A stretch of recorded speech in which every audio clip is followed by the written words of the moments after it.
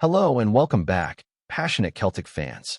This is Celtic Central News, bringing you every heartbeat, every roar, and every bit of drama from the green and white side of Glasgow. What a weekend it's been. After a rough and forgettable night in Europe during the week, this was exactly the reaction the team needed. A convincing win, a confident display, and a reminder that when Celtic are in rhythm, there's still no one better in Scotland at dictating the tempo of a match. Martin O'Neill knew that midweek performance wasn't good enough, and you could feel that his message got through to the squad. The energy, the intent, and the focus were back. From the first whistle, it looked like the players wanted to put things right, and they did it in style. Kilmarnock came into this match in complete freefall under Stuart Kay, and you could tell from the opening 5 minutes that their confidence was shot. It was almost comical at times, the way their defense fell apart so early on. A simple mistake at the back let Real High-Tie in, who calmly cut it back for Johnny Kenny. The young striker made no mistake, burying it and making it 4 goals in 4 matches since Martin O'Neill took over. You could almost feel the air go out of Kilmarnock from that moment.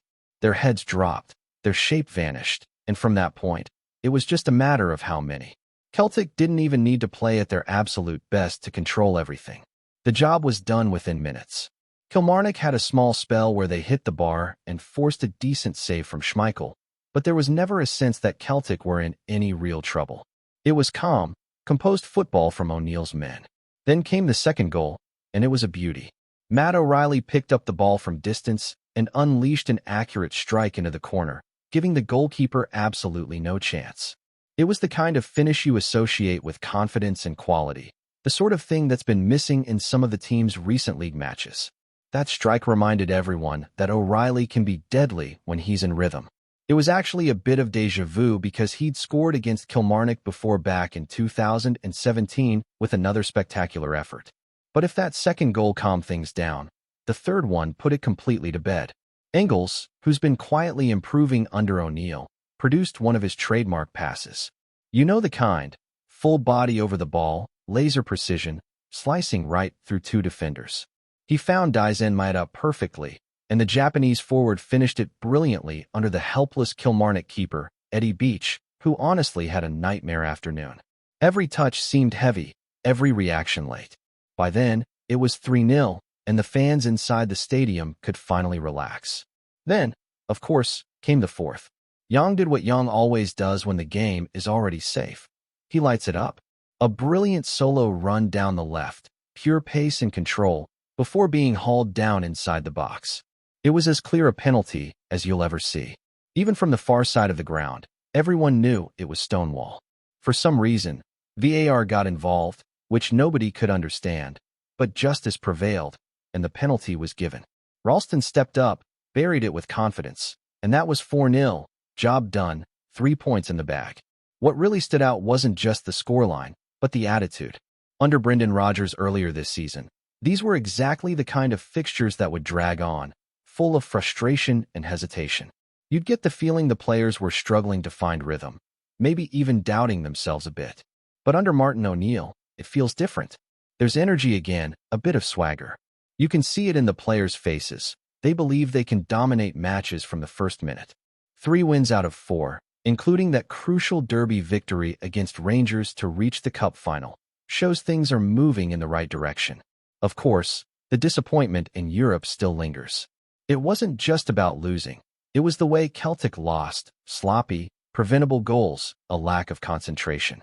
Martin O'Neill himself admitted he was furious about it afterward, even saying he was still angry the next day after watching the goals back.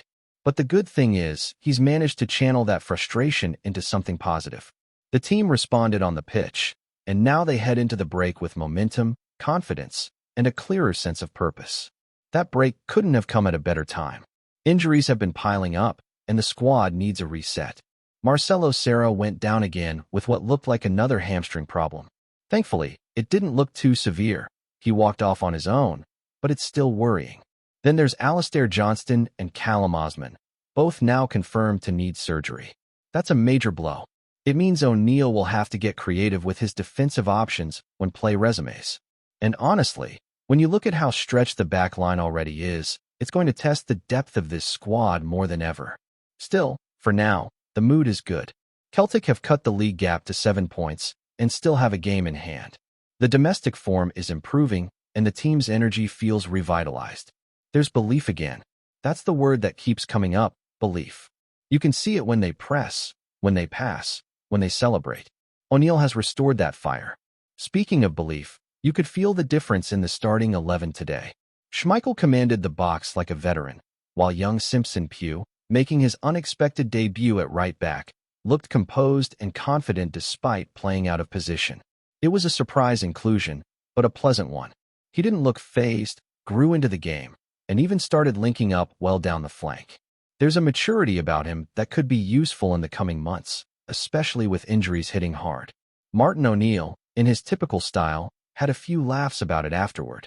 He joked that he thought about taking Simpson Pugh off after 4 minutes, but in the end, he was delighted with his performance. That's classic O'Neill, blunt honesty with a wink of humor. He's not one to sugarcoat things, and that's exactly the kind of straightforward leadership modern football sometimes lacks. Players know where they stand with him. When you watch Celtic now, there's a noticeable shift. The football feels freer, sharper, more confident. It's not perfect, far from it, but it's moving forward. The squad has its limitations, sure, but the unity and drive are back. The players are running harder, smiling more, and trusting one another again. That belief, once fractured, seems to be returning piece by piece. And that's what this period is all about, rebuilding that confidence, pushing through the tough moments, and showing that Celtic can still grind out wins even when the circumstances aren't ideal. After a miserable midweek and a gloomy start to the weekend, this victory was the sunlight everyone needed. It wasn't just about the scoreline. It was about reminding the supporters that the fight is still alive. Hail, hail, Celtic fans. It feels like something is starting to click again. When the starting 11 was announced, a few eyebrows were raised, but by full time, it all made sense. Schmeichel was solid in goal, calm and commanding as always.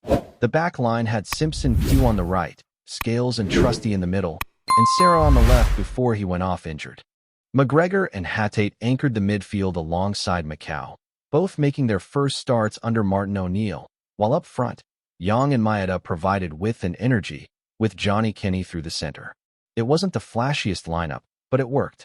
Every player knew their role, and the chemistry felt better than it has in weeks.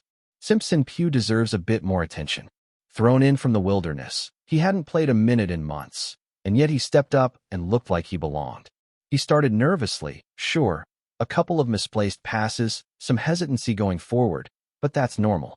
Once he settled, you could see what he offers: composure, awareness, and a willingness to play forward.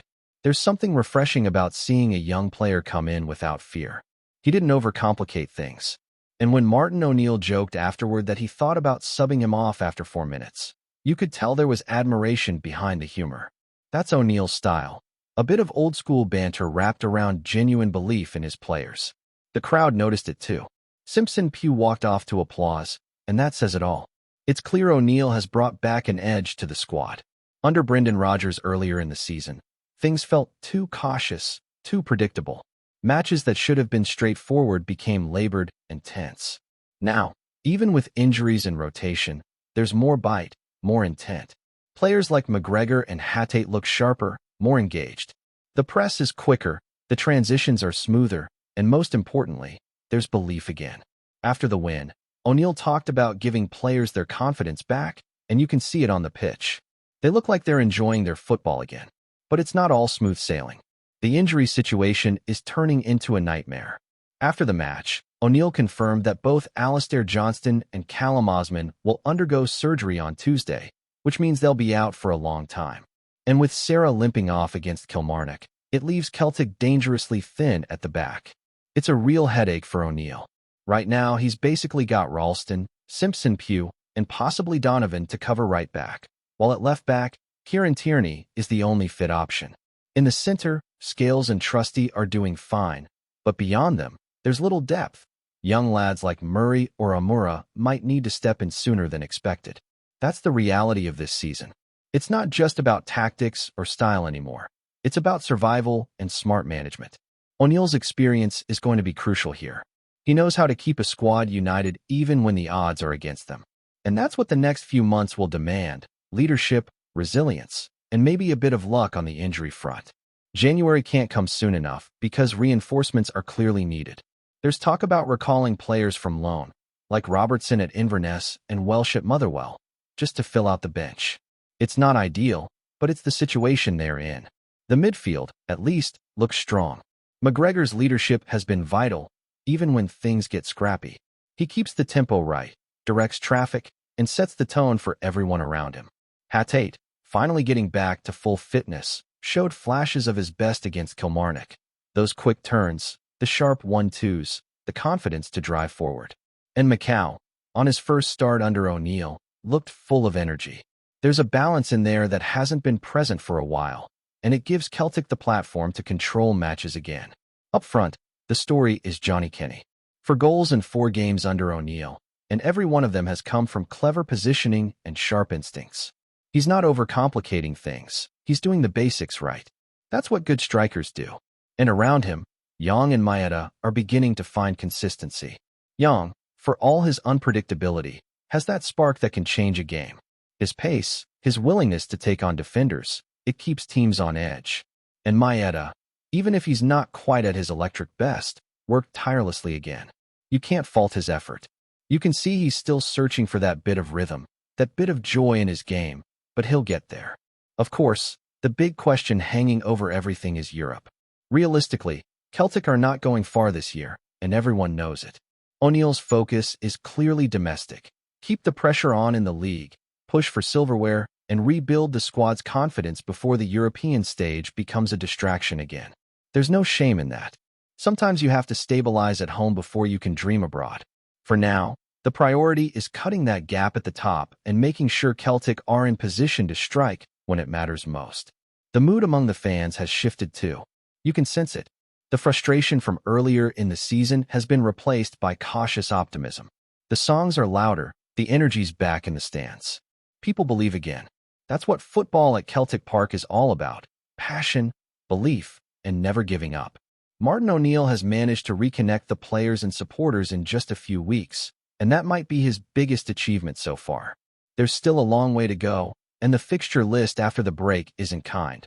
3 tough away matches in a row will test everything O'Neill's built so far. But if the players keep fighting like this, if they keep showing the same hunger and togetherness, then they'll be ready. What matters now is carrying this momentum into the next phase of the season. For all the setbacks, injuries, and doubts, Celtic have found something priceless again: unity. And that's what defines great teams. They find a way to rise, no matter how many times they're knocked down. The road ahead will be rough, but if the last few matches are anything to go by, the Hoops are finally starting to look like themselves again. The fight for the title is still alive. The fans are still singing, and Celtic spirit, that unstoppable, defiant spirit, is back. Hail, hail! Before we proceed, subscribe to our channel and enable notifications to receive all exclusive news about Celtic FC. Don't miss any details about your favorite team. It's extremely important for Celtic FC fans. There's a real buzz in the air around Parkhead this week, the kind that makes every supporter's phone light up with whispers, half-truths, and hopeful speculation. Word on the street is that Celtic's talismanic striker, KYOGO Furuhashi, could be on his way to none other than Barcelona. Yes, that Barcelona. The Japanese forward, who has become a hero in green and white, is reportedly the subject of serious negotiations between the Scottish champions and the Catalan giants. While nothing has been made official, insiders close to the deal suggest talks have advanced far beyond the stage of polite inquiry. It seems Barca, impressed by KYOGO's relentless movement and lethal finishing, see him as the kind of intelligent forward who could fit seamlessly into their high-tempo style. Some say the discussions were initiated weeks ago, but only now have details begun to leak from both camps. Inside Celtic Park, the mood is a mix of pride and panic. Losing a player of KYOGO's caliber would be a massive blow. His goals, his work rate, and the energy he brings to every match have defined this era for the Hoops. But business is business, and the offer on the table is said to be too tempting to ignore, especially with the player himself reportedly intrigued by the chance to test himself on one of football's grandest stages. What's more intriguing is that Celtic aren't waiting around. The recruitment team is already combing through options for an immediate replacement. Scouts have been spotted in mainland Europe, and names from Scandinavia to South America are being whispered in Glasgow's backrooms. There's even talk of a return for a familiar face, a former fan favorite who knows what it means to wear the shirt. Supporters are divided. Some are desperate for KYOGO to stay, believing he still has unfinished business in Scotland. Others, more pragmatic, see this as a sign of Celtic's growing global stature, proof that Parkhead has once again become a launching pad for top-tier talent. Either way, the rumor has set tongues wagging across the country. For now, it remains a waiting game. Until the ink dries, or the club issues a firm denial, the story of KYOGO's potential move to Barcelona will continue to swirl through pubs, podcasts, and press rooms alike. One thing's certain, if the deal does go through, it would mark one of the most stunning transfers in recent Scottish football memory, a real turning point for both player and club. Hello, fan. Don't forget to like and subscribe to the channel, as it means a lot to Celtic FC. Also, share your opinion about the news in the comments below.